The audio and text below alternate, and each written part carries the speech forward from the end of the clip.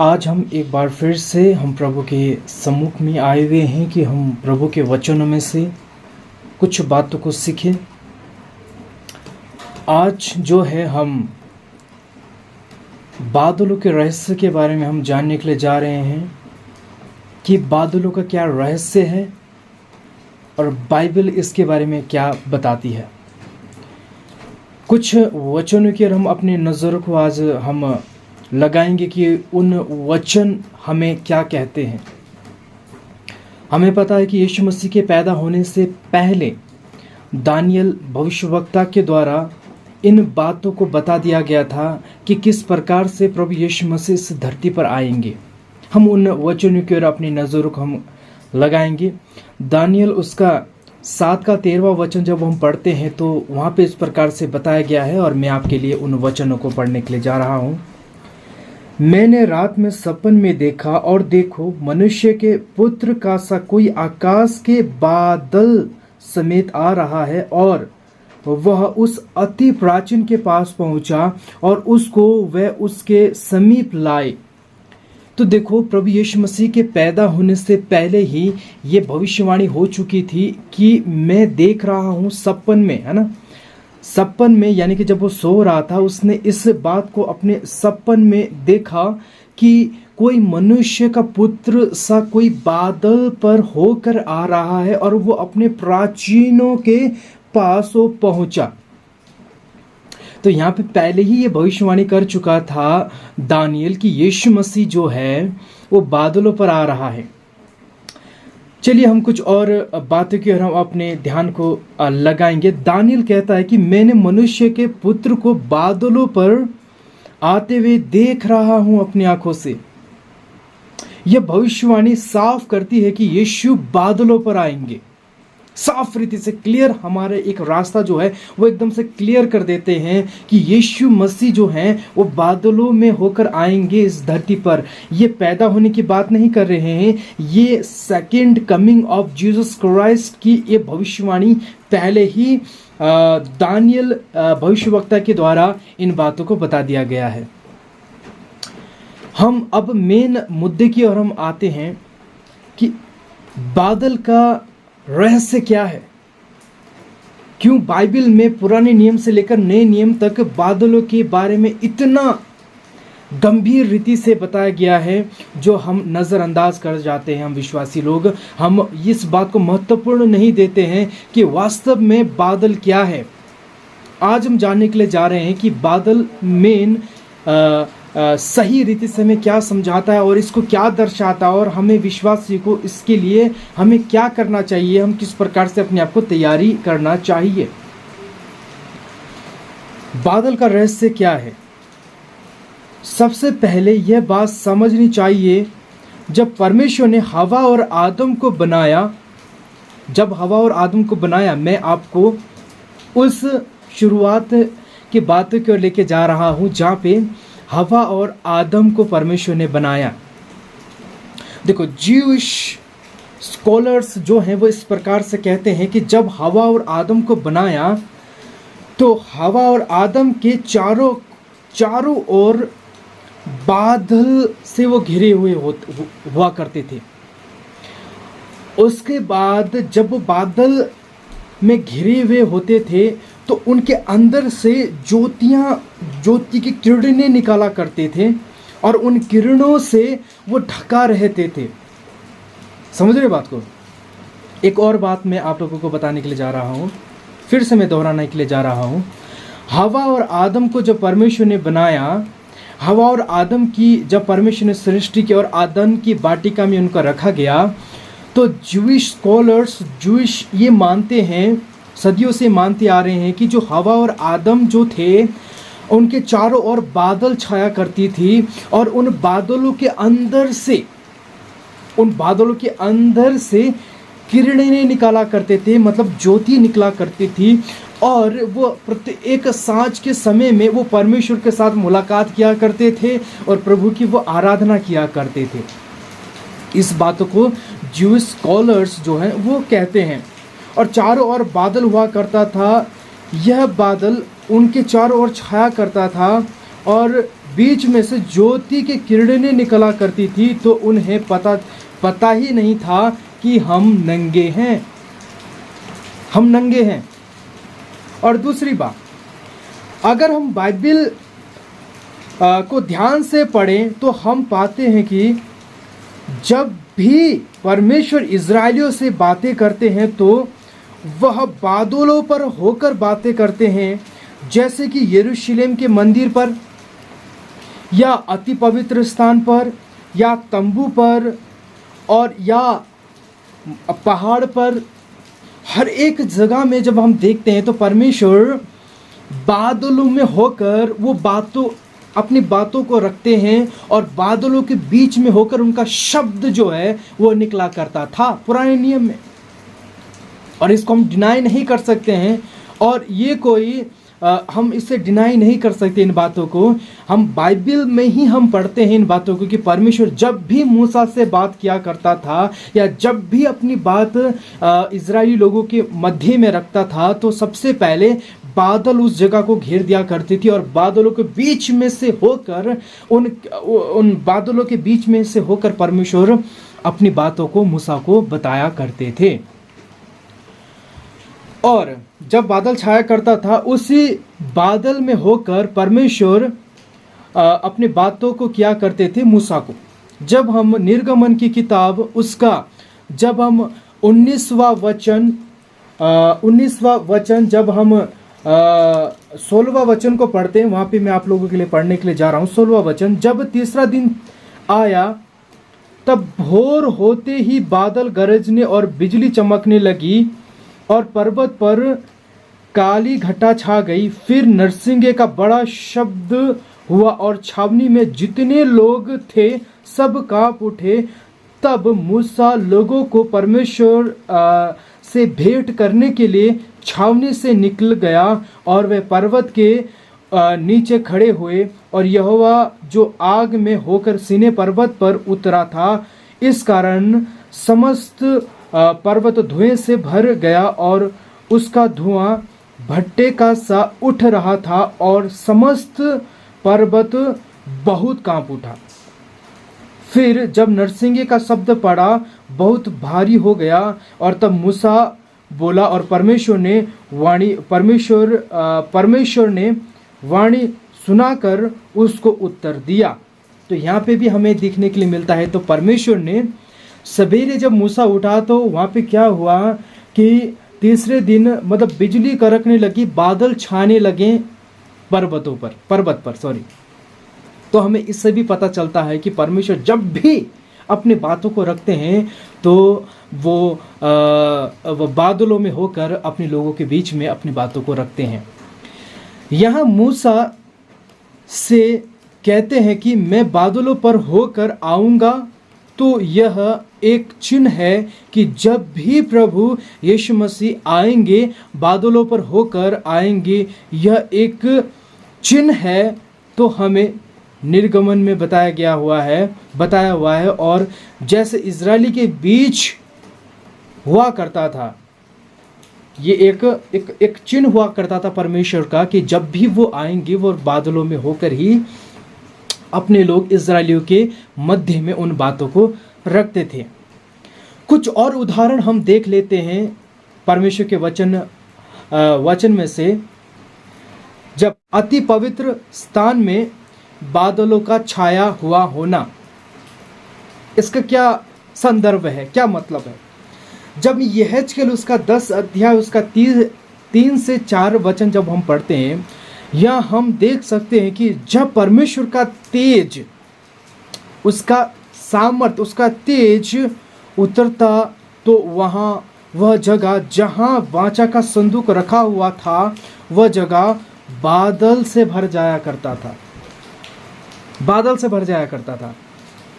और यहेजकेल उसका 10 अध्याय उसका 3 और 4 में इस बात को बताया गया है कि जब भी परमेश्वर उस संदूक में, उस वाचा के संदूक में जब उतरते थे तो वो जो वाचा का संदूक का जो स्थान था, जो अति पवित्र स्थान जो हुआ करता था, वो जगह जो हुआ करता था वो परमेश्वर के बादलों से भर जाया करता था।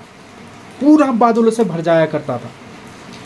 और दूसरा उदाहरण हम देखते हैं, बादल के कारण याजक भी सेवा नहीं कर पाते थे। जब परमेश्वर की सामर्थ जब बादलों में होकर जब उतरता था नीचे उस तंबू में या उस वाचा के संदूक में, और इसी के आधार पर मैं एक और बात आप लोगों को ऐड करने के लिए जा रहा हूँ। जो ये वाचा का जो संदूक है, इस संदूक एक बक्से की तरह हुआ करता है। हम एक पिक्चर भी मैं आप लोगों को दिखाना चाह रहा हूँ। इस प्रकार से वाचा का संदूक हुआ करता था, और इसके अंदर वाचा के दो जो परमेश्वर ने दिए हुए आज्ञा, जो दो डिवाइडेड किए हुए 5:1 5:1, ये दोनों जो तख्तियों को इसके अंदर रखा गया है, और हारून की लट्ठियों को भी रखा गया है। और बाइबल भी इस प्रकार से बताती है, उस मन्ना को भी रखा गया था, लेकिन मन्ना उसमें से गायब हो गया था। तो इस वाचा के संदूक के अंदर ये दो चीज़ें अब हमें पाई जाती है। एक है वाचा का संदूक, और दूसरा है उन दो तख्तियाँ जो परमेश्वर ने मूसा को दी थी दूसरी बार जब मूसा को दिया गया था। और इसका हिफाजत करने के लिए लेवी गोत्र को चुना गया, ताकि ये वाचा के इस संदूक को सुरक्षा करें और इसको अपने कंधे पर लेकर चला करें। और दूसरी बात, बादल के कारण, जो मैंने बताया, बादल के कारण भी सेवा नहीं कर पाए। तो दूसरा इतिहास जब हम 5वां उसका 13 से 14 तक पढ़ते हैं, यहाँ पे हम देखते हैं कि जब बादल आया उस जगह पर, मंदिर पर, तो जो याजक हुआ करते थे मंदिर में सेवा करने के लिए, मंदिर की सेवकाई करने के लिए, मंदिर का सुरक्षा करने के लिए, तो जो याजक हुआ करते थे वह भी सेवा कर न सके, क्योंकि परमेश्वर का जो सामर्थ्य जो है वो उस स्थान पर पहुंच चुका था। तो हम समझ सकते हैं कि परमेश्वर जब भी इस्राएलियों के बीच आया करते थे वैसे ही बादल छाया करता था, और ये कोई कहानी या कोई चुटकुला नहीं है, ये फैक्ट है और ये इतिहास गवाह है। पुराने नियम में इन बातों को बताया गया है। ये कोई हंसी मजाक वाला बात नहीं है, ये फैक्ट है, ये सत्य है।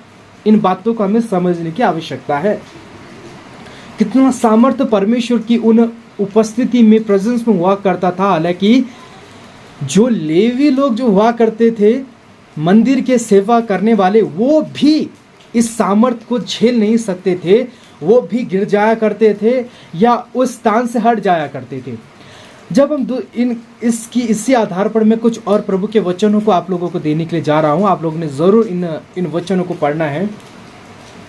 जब हम दूसरा सामुएल उसका 22 का 10 से 12 तक हम जब पढ़ते हैं, वहाँ पे इस बात को बताया गया है। अय्यूब की किताब उसका 22 का 14वें वचन, भजन संगीता 97 का 2, और नहूमिया की किताब उसका 1 का 13 वचन, आप लोग ज़रूर इसको पढ़ दीजिएगा। इसमें हमें देखने के लिए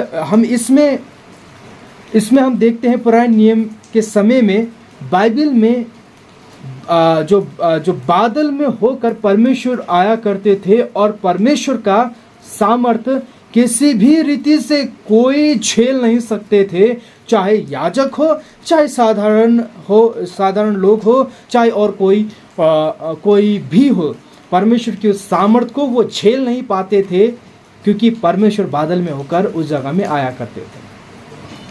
ये था पुराने नियमों की ये था पुराना नियम है जिस प्रकार से परमेश्वर प्रभु उन लोगों के बीच में आया करते थे।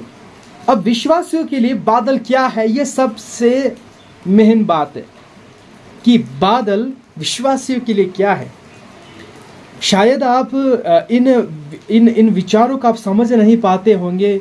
आपको शायद लगता होगा सिर्फ हमें छुटकारा, चंगाई और आशीष हमें ही चाहिए और किसी चीज़ की हमें कोई आवश्यकता नहीं है। यदि हम ऐसा सोचते हैं तो कृपया हम इस सोच को बदलें और हम इन बातों को जाने जो परमेश्वर हमें वास्तव में कहने चाहते हैं। देखो, ये संसार की चीज़ें हैं, संसार की वस्तुएं हैं, इन चीज़ों की तरफ हमने अपने ध्यान को नहीं लगाना चाहिए। इसी के आधार पर मैं इस आशीषों और इन सारी बातों की जो संसार की चीज़ें हैं, इसी सारे चीज़ों के ऊपर मैं आपको एक परमेश्वर के दास, महान जो प्रभु के दास हुआ करते थे, वो इस प्रकार से कहते हैं। आप सभी लोग शायद जानते होंगे कैप्टन A.M. सामुएल के बारे में। मैं उनकी गवाही को अक्सर सुना करता हूँ और बहुत ही मैं उनकी जो वचन गवाहियों से बहुत ही प्रेरणा मेरे को मिलता है। उनका एक बेटे हैं जिनका नाम है बिन्नी करके उनका नाम है। उनका भी एक यूट्यूब चैनल है, उनका भी मैं वचन सुना करता हूँ।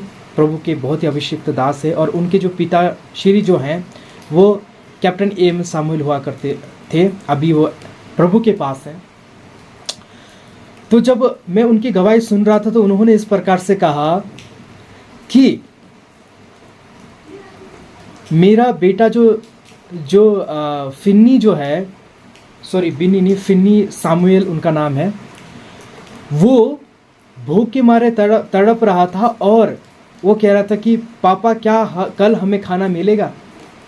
तो वो जो प्रभु के दास कैप्टन A.M. सामुएल कहते हैं कि मैंने अपने बेटे के ऊपर हाथ रखा और कहा कि प्रभु आपका कृपा हो जाए, यदि मेरा बेटा कल भूख के कारण मर भी जाए तो प्रभु मैं इसको दफना दूँ। तो ऐसा विश्वास आज हम नहीं देख पाते हैं हम पास्टरों के बीच में। सच में एक बहुत ही अभिषिक्त दास प्रभु के थे। और कहते हैं कि रात के सवेरे के कुछ समय में, एग्जैक्टली मेरे को पता नहीं, एक पंडित राशन को लेकर उनके घर में आता है और उन्हें देता है और वो भोजन खाकर वो तृप्त होते हैं। तो प्रभु कितना महान है। तो ये सारी गवाहियाँ हमें सुननी बहुत ही आवश्यकता है। तो विश्वासियों के लिए बादल क्या है, हम क्या समझते हैं बादल को? जब हम पहला थिस्सलुनीकियों में आपके लिए वो वचन भी पढ़ देना चाहता हूँ साथ ही साथ में, जब हम पहला थिस्सलुनीकियों उसका जब हम चारवा वचन उसका, पहला थिस्सलुनीकियों उसका 4:16 से लेकर जब हम पढ़ते वहाँ पे लिखा है, क्योंकि प्रभु आप ही स्वर्ग से उतरेगा, उस समय ललकार और प्रधान दूत शब्द सुनाई देगा और परमेश्वर की तुरी फूकी जाएगी और जो मसीह में मरे हैं पहले जी उठेंगे। तब हम जो जीवित और बचे रहेंगे उनके साथ बादलों पर उठा लिए जाएंगे, हवा में प्रभु से मिले और इस रीति से हम सदा प्रभु के साथ रहेंगे। यहां पे इस बात को बताया गया है, जितने मरे हुए हैं वो तो जीवित हो जाएंगे, वो जी उठेंगे, और जितने हम जीवित हैं हम उसके साथ बादलों में होकर, हवा से हम उसके साथ बादलों में जाएंगे और हम सदा काल के लिए उसके साथ रहेंगे। ये विश्वासी के लिए है। यानी पुराने नियम में हमने देखा कि परमेश्वर के जो बादल के समान, पुरानी में हमने देखा कि बादल में होकर परमेश्वर, पुरानी में हमने देखा, पुरानी में जब हमने देखा कि परमेश्वर के जो बादल हैं उसके सामने कोई टिक नहीं सका, ना ही कोई उसे देख सका, यहां तक कि याजक लोग भी टिक ना सके। इतना भयानक सामर्थ, इतना भयानक प्रभु का सामर्थ, इतना सामर्थी प्रभु परमेश्वर का वह सामर्थ जो हम बादलों के बीच में होकर हम देख सकते थे, उसमें कोई भी टिक नहीं सका, कोई भी टिक नहीं पाया उन सारी बातों में। तो उस बादल में होकर परमेश्वर हमें लेने के लिए जा रहा है। जिस बादल को कोई सामर्थ्य को झेल नहीं सका, उस बादल के बीच में होकर हम जाएंगे। ये विश्वासियों का बादल है, ये विश्वासियों के लिए है बादल। जो हम नज़रअंदाज कर जाते हैं। जब हम प्रेरितों का काम उसका 8 से लेकर 9वां वचन जब हम पढ़ते हैं, वहां पे लिखा, यहां पर हम देखते हैं कि परमेश्वर प्रभु यीशु मसीह बादलों में वो उठा लिए गए, बादलों में होकर वो ऊपर स्वर्ग की ओर चले गए, और चेलों ने उन्हें देखा, अपने आंखों से देखा कि बादलों में होकर वो जा रहे हैं। और इससे हमें पता चलता है कि यीशु मसीह ही परमेश्वर है, क्योंकि सिर्फ और सिर्फ कोई नबी बादल में होकर नहीं जाता है। कोई भी इतिहास में हम देखिए, कोई भी बादलों में होकर नहीं गया। सिर्फ प्रभु यीशु मसीह ही बादलों में होकर वो क्या है, उठा लिए गए, और बादल ने उन्हें कवर कर दिया, ढक दिया। और स्वर्गदूत कहते हैं, जैसे तुमने यीशु मसीह को जाते देखा है। देखो, यीशु मसीह के बारे में जब हम देखते हैं शुरुआत से लेकर अंतिम तक, देखो शुरुआत में भी स्वर्गदूतों ने उनको ये सुसमाचार सुनाया, और अंतिम में भी ये बात जो आने वाले समय की बात स्वर्गदूत कहते हैं, कहा कि जैसा तुमने मनुष्य ये यीशु मसीह को जाते हुए तुमने स्वर्ग में देखा है, उसी रीति से तुम दोबारा आते हुए बादलों में इसे देखोगे। तो वो पूरा होना अभी बाकी है, इसलिए हमें अपने आप को तैयारी करने की बहुत ही ज़्यादा आवश्यक है। क्यों आएगा प्रभु यीशु मसीह?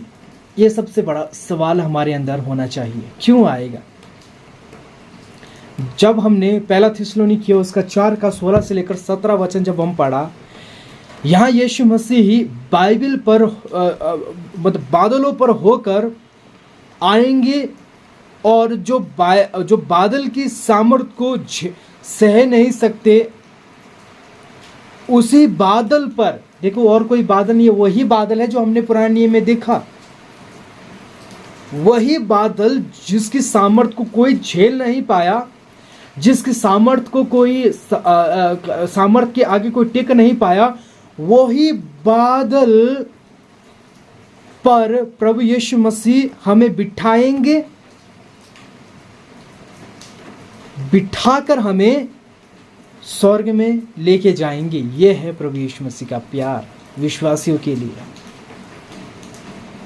जो सामर्थ को कोई झेल नहीं सका, जिस सामर्थ को कोई समझ नहीं सका, जिस सामर्थ के आगे सब अपने घुटने को टेक देते हैं, उसी ही बादल में हम विश्वासियों को बिठाकर हमें स्वर्ग में लेके जाएंगे। ये है परमेश्वर का वो रहस्य बादलों का जो पूरा होना बाकी है। और हम देखते हैं जो पुराना नियम जो है एक परछाई है, और वो यीशु मसीह के द्वारा सारी बातें पूरा हो चुका है।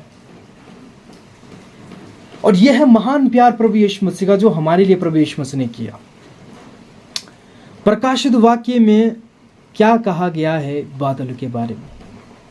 जब हम प्रकाशित वाक्य उसका 1 का 7 पढ़ते, रेवलेशन 1:7, वहां पे इस प्रकार से बताया गया, यहाँ पर बादलों के बारे में जिक्र किया गया है कि पुराने नियम से नए नियम तक जब भी प्रभु यीशु आए, बादलों पर होकर आएंगे। यह बताया गया है पुराने नियम में भी नए नियम में भी, जब भी प्रभु यीशु मसीह आएंगे वो बादलों में होकर आएंगे, और बादलों में ही विश्वासियों के लेके जाएंगे। और पुराने में जब भी परमेश्वर की उन वाणी को जब मनुष्य के बीच में भेजा जाया करता था, बादलों में ही होकर उन बातों को परमेश्वर बोला करते थे। जब भी यीशु की बात किया गया आने का, वह बादलों पर आएंगे, तो हमें यह समझ में आता है कि यीशु मसीह ही परमेश्वर है। हमें ये समझ में आता है कि जब वो बादल का जिक्र करते हैं कि बादल में आएगा, सिर्फ बादल में ये परमेश्वर ही आते हैं। और यह बातें हमें स्पष्ट कर देती है कि एकमात्र धरती में, पृथ्वी पर एक ही है जो प्रभु यीशु मसीह है, जो बादलों में होकर आएंगे। और ये डिक्लेयर कर देते, क्लेरिफाई कर देते हैं कि सिर्फ यीशु मात्र ही है जो परमेश्वर है और यीशु ही है जो बादल में होकर आएंगे। तो परमेश्वर है, वह बादलों पर आएंगे और पूरी दुनिया उसे देखेगी अपनी आंखों से। और ये प्रकाश वाक्य उसका एक साथ में हम देखते हैं। और हमें लेने इसलिए जितनों ने अपने पाप को यीशु के लहू में अपने आप को धोया है, वही बादलों में जाएंगे। जितनों ने अपने आप को पवित्र किया है, जितनों ने अपने जीवन को प्रभु यीशु मसीह के वचनों के अनुसार जिया है, सिर्फ वो ही बादलों में होकर जाएंगे। ये प्रभु का वादा है, वाचा है। तो किस प्रकार से परमेश्वर ने बादलों में अपने रहस्यों को छुपाया है, वो हमने देखा है। पुराने नियम में बादलों में होकर प्रभु यीशु मसीह परमेश्वर अपनी वाणी को रखा करते थे, और नए नियम में उसी बादल में हम सबको लेके स्वर्ग में जाएंगे। तो सच में ये बहुत ही आशीषित और बहुत ही रहस्यमय बातें हैं जो प्रभु यीशु मसीह ने हमें बताई है, और हमें तैयारी करने की आवश्यकता है कि हम उसके बादलों में होकर हम जाएं। प्रभु इस वचनों से आप सबको आशीष